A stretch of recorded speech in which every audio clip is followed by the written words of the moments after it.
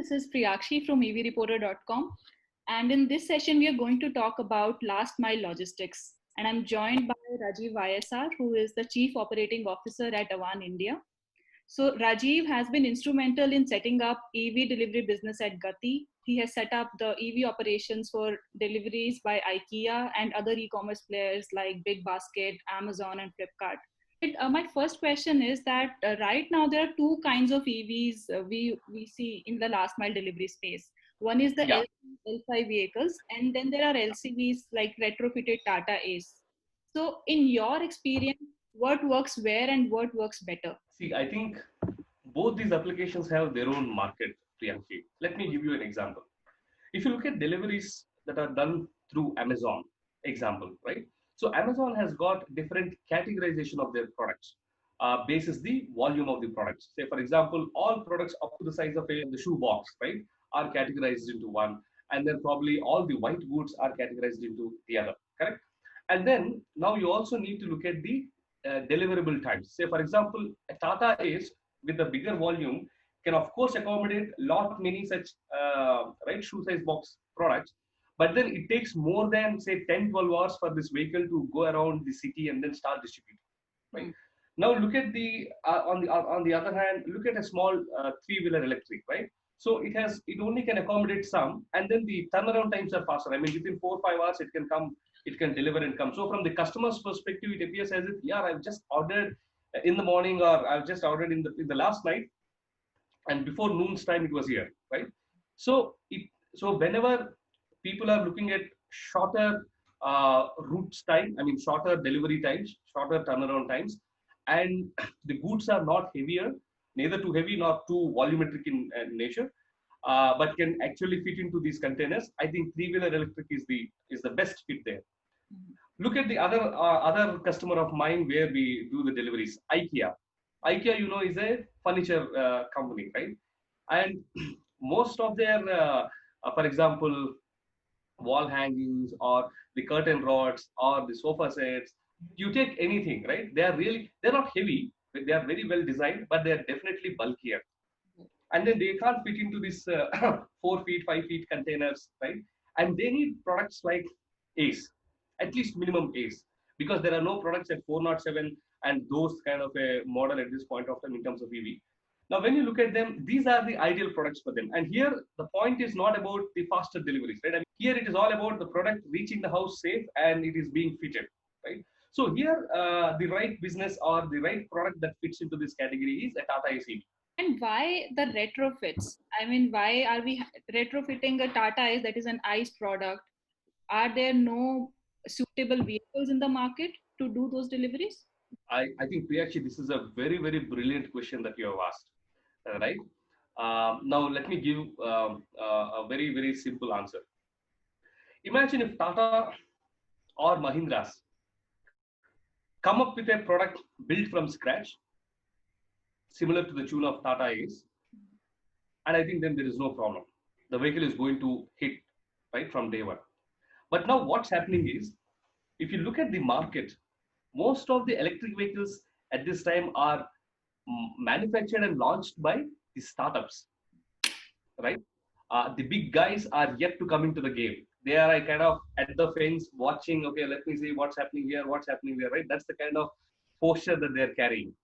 For that matter, I know that Tata's Ace electric version at beta stage is still available, right? But then it is not coming out in the market. So since most of these products are brought to the market by the startups and the recent companies, with all due respect to their passion and enthusiasm, obviously at the quality parameters is where they are kind of not able to reach the mark. I wouldn't say they are failing, but then they're not able to reach the expectations. See, it is like this. You can always compare the performance and reliability of Tesla with any other BMW or HEV or any such kind of cars, right? I mean, you don't undermine Tesla saying, hey, it's an electric vehicle. It doesn't, I mean, look at the mindset, right, that Tesla has created. Whereas when you look at these products, right, and when you try to compare them, say, for example, with Bajaj RE diesel or Piaggio Ape, there is a substantial difference in the performance and quality. Now, why this difference in performance and quality?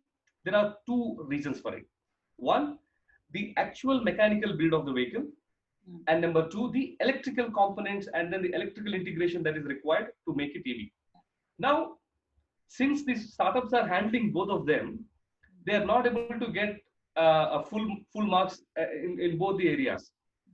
Now, what happens with a retrofitted thing? With a retrofitted thing, what happens is the basic mechanical build, reliability, durability, strength, 50% of the problem is already taken care, right? Because it is built by Tatas, it is built by Mahindras, it is built by Leylands. And so the chassis, the body, etc., is rugged and strong. So 50% of your mechanical problems are solved. And this also gives opportunity for these startups to focus on their core. What is the core of these electric vehicle startups, right? The core of them is the battery management system. Core of them is the controllers. Core of them is how do they bring all of them put together? What is the transmission that they're going to deploy, right? This is where their strength, their focus, their attention must go.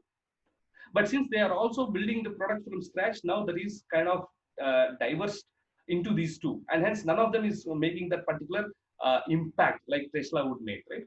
So in retrofit, the only thing, positive thing that would happen here is the mechanical things are taken care, and then the companies can continue to focus on the electrical build or electrification of that vehicle and gain full marks there. Okay, so you see a future for retrofits in the space going forward? From the technology perspective, from the reliability perspective, yes, there is future. But let me also bring another dimension. For example, in FAMES 1.0, when you look at that policy, you have certain funds allocated for retrofitted vehicles, right? Unfortunately, in the recent FAMES 2.0, there are no funds allocated for retrofitted vehicles. I think that is a definite setback because it helps in two ways. You already have vehicles, and then you start adding more vehicles. It only increases the burden on the existing infrastructure. For example, every vehicle is roughly around 4 meters, right? So imagine 250 vehicles are added per so many, right? A day example. Then 1 kilometer road is gone already. Your road is already fixed, right? So many thousands of kilometers is already fixed. Now you similarly you multiply the same number, correct? So much road is already constrained. So what is the alternative way of doing it? Whatever, I mean, the government has recently come up with the old vehicle scrapping policy, right? So what is the alternative of doing it? Now I remove these old vehicles, give them some life by electrifying it, and reintroduce them back into the market. Now what happens is the delta is zero.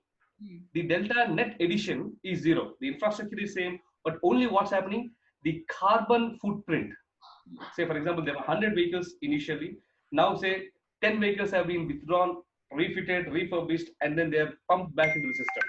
Now the carbon footprint is only because of 90 vehicles, not 100 vehicles. Right? I think this is how it is going to give a positive impact. And we are of course in talks with the government and the policymakers, where we are promoting and we are suggesting that until a couple of years, until the ecosystem matures by itself, they should still continue to support the retrofitted electric vehicles also, because the outcome and the results are multifold, like I said, right?